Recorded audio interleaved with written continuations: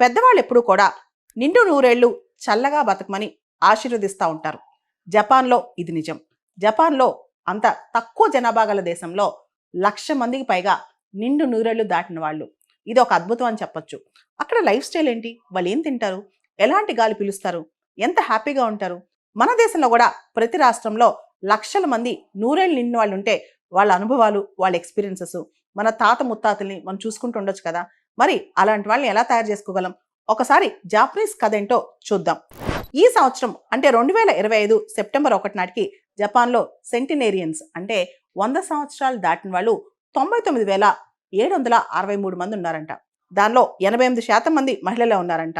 జపాన్లో గత 55 సంవత్సరాలుగా చూస్తే సెంటినేరియన్స్ అంటే నూరేళ్లు దాటిన వాళ్ళ జనాభా సంవత్సరానికి పెరుగుతూ వస్తుందంట.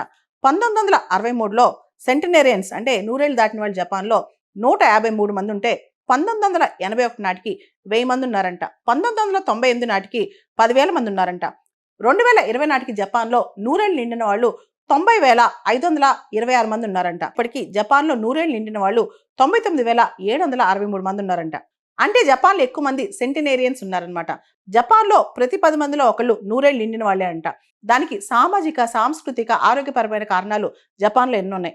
ఒకసారి జపాన్లో జీవన విధానం చూసి మనం కూడా సామాజిక, సాంస్కృతిక, ఆరోగ్యపరమైన జీవన విధానం అనేది మనం కూడా అమలు పరుచుకుంటే అత్యద్భుతంగా ఉంటుంది మన జీవితం. ఉదాహరణకి జపాన్ వాళ్ళు పొద్దున్న లేవగానే చాలా ఫెర్మెంటెడ్ రైస్ తింటారనమాట. చాలా స్టిక్కీ రైస్ తింటారు. దానిలో ప్రొబయోటిక్స్ చాలా ఉంటాయి అనమాట. అరుగుదల చాలా స్ట్రాంగ్గా ఉంటుంది. అంతేకాదు జపాన్ వాళ్ళు చాలా వరకు రా ఫుడ్ తింటూ ఉంటారు. సీవీడ్ కూడా ఎక్కువ తింటారు. అంతేకాదు వాళ్ళు షూషి అని చెప్పి చేపలతో కూడిన ఆహారం బాగా తింటారనమాట. ఫిష్ అనేది హెల్తీ డైట్. టోఫు కూడా జపాన్ వాళ్ళు ఎక్కువగా తింటారు. ఫిష్ కానీ, రైస్ కానీ, వెజిటబుల్స్ కానీ, soya based products tofu, miso ఇవన్నీ ఎక్కువ తింటారు. వాటితో పాటు సీవీడ్, గ్రీన్ టీ బాగా తాగుతారనమాట. రెడ్ మీట్ కానీ, ప్రాసెస్ ఫుడ్ కానీ, షుగర్స్ కానీ జాపనీస్ వాళ్ళు చాలా తక్కువ తింటారు. దానివల్ల వాళ్ళకి ఊబకాయం, ఒబెసిటీ రావట్లేదు. అంతేకాకుండా హార్ట్ డిసీజెస్ కూడా రావట్లేదు అనమాట. అండ్ చాలా మంది జపనీస్ వాళ్ళు వాళ్ళ లైఫ్ స్టైల్లో రెగ్యులర్ వాకింగ్ ఉంటుంది. వాకింగ్, గార్డెనింగ్ ఇలాంటివన్నీ ఉంటాయి అనమాట. ముఖ్యంగా వాళ్ళు ఇకిగాయ్ ఫాలో అవుతారు. ఇకిగాయ్ అంటే ప్రతి ఒక్కరికి పర్పస్ ఆఫ్ లైఫ్ ఉంటుంది అనమాట. ఏదో ఒక లక్ష్యం పెట్టుకుంటారు. చిన్న పనో పెద్ద పనో చేస్తూ ఉంటారనమాట. దానివల్ల వాళ్ళకి బతకాలని మోటివేటింగ్ ఫ్యాక్టర్ ఎక్కువ ఉంటుంది. ఫిజికల్గా యాక్టివ్గా ఉంటారు. దాంతోపాటు ఎప్పుడు కదులుతూ ఉంటారనమాట. ఆ లక్ష్యం పెట్టుకుని పని చేస్తూ దాని గురించి ఆలోచిస్తుంటారు. ఇంకా వాళ్ళకి చావు దగ్గరికి రాదనమాట. దాంతోపాటు జపాన్లో హెల్త్ కేర్ సిస్టమ్ చాలా స్ట్రాంగ్గా ఉంటుంది. అక్కడ యూనివర్సల్ హెల్త్ ఇన్సూరెన్స్ ఉందన్నమాట. రెగ్యులర్ హెల్త్ చెకప్స్ చేయించుకుంటుంటారు. డిసీజెస్ కూడా తొందరగా డిటెక్ట్ చేస్తుంటారు అనమాట. దానివల్ల చాలా వరకు ప్రివెంట్ చేసుకుంటూ ఉంటారు.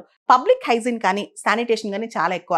వాళ్ళ ఇళ్ల దగ్గర నుంచి పబ్లిక్ టాయిలెట్స్, పబ్లిక్ ట్రాన్స్పోర్ట్, రోడ్లు ఇవన్నీ చాలా శుభ్రంగా ఉంటాయి. దానివల్ల కూడా వాళ్ళకి చాలా అంటురోగాలు రావు. దాంతోపాటు అక్కడ స్ట్రాంగ్ సోషల్ బాండింగ్, అరమరికలు లేకుండా జనం అందరూ కలిసిపోతారనమాట. కమ్యూనిటీ సపోర్ట్ కూడా చాలా స్ట్రాంగ్గా ఉంటుంది. అందరూ హ్యాపీగా పలకరించుకుంటూ ఉంటారంట. ఒకళ్ళనొకళ్ళు కమ్యూనిటీ ఈవెంట్స్లో పలకరించుకుంటూ హత్తుకుంటూ ఉంటారు. దీనివల్ల కూడా కల్చరల్గా వాళ్ళు చాలా స్ట్రాంగ్గా ఉండి ఒకళ్ళనొకళ్ళు మోటివేట్ చేసుకుంటూ కలిసి తిరుగుతూ ఉంటారంట. జపాన్లో విద్యా వ్యవస్థ కూడా చాలా క్వాలిటేటివ్గా ఉంటుందంట. అత్యంత నాణ్యమైన విద్యా వ్యవస్థ ఉంటుంది. అక్కడ పబ్లిక్ అవేర్నెస్ కూడా చాలా ఎక్కువ. అంటే హక్కుల గురించి, వాళ్ళ యొక్క హెల్త్ గురించి, మెంటల్ హెల్త్ గురించి, కమ్యూనిటీ పార్టిసిపేషన్ గురించి, అన్నిటి గురించి అవగాహన చాలా ఉంటుందన్నమాట. ముఖ్యంగా మెడిటేషన్ కావచ్చు, క్యాలిగ్రఫీ కావచ్చు, టీ కమ్యూనిటీస్ కావచ్చు, చాలా రెగ్యులర్గా మనుషులు ఒకళ్ళొకళ్ళు కలుస్తూ వాళ్ళ యొక్క ఎక్స్పీరియన్సెస్ షేర్ చేసుకుంటూ మెంటల్ హెల్త్, మెంటల్ ఫిట్నెస్ ఎప్పుడు స్ట్రాంగ్గా ఉంచుకుంటారంట. దాంతోపాటు జాపనీస్ యొక్క జెనెటిక్స్ కూడా, వాళ్ళ జెనెటిక్స్ చూస్తే కనుక ఆ జీన్స్లో లాంగివిటీ చాలా ఎక్కువ ఉంటుందంట. ముఖ్యంగా వాళ్ళకి కార్డియోవాస్కులర్ హెల్త్ అనేది చాలా బలంగా ఉంటుంది. వీటన్నిటితో పాటు జపాన్లో గవర్నమెంట్ సపోర్ట్ కూడా చాలా ఉంటుంది. ముఖ్యంగా హెల్త్ కేర్ సబ్సిడీస్ ఇవ్వటము, పెన్షన్ స్కీమ్ స్ట్రాంగ్ ఉండటము, కమ్యూనిటీ కేర్ ప్రోగ్రామ్స్ ఎక్కువగా గవర్నమెంట్ ఆర్గనైజ్ చేయటం. దాంతోపాటు సెంటినేరియన్స్కి అంటే 100 సంవత్సరాలు దాటిన వాళ్ళకి ప్రత్యేకమైన ఇన్సెంటివ్స్ ఇస్తుందంట జపాన్ ప్రభుత్వం. దాంతో వాళ్ళు చాలా ఆనందంగా, హ్యాపీగా బతుకుతుంటారు.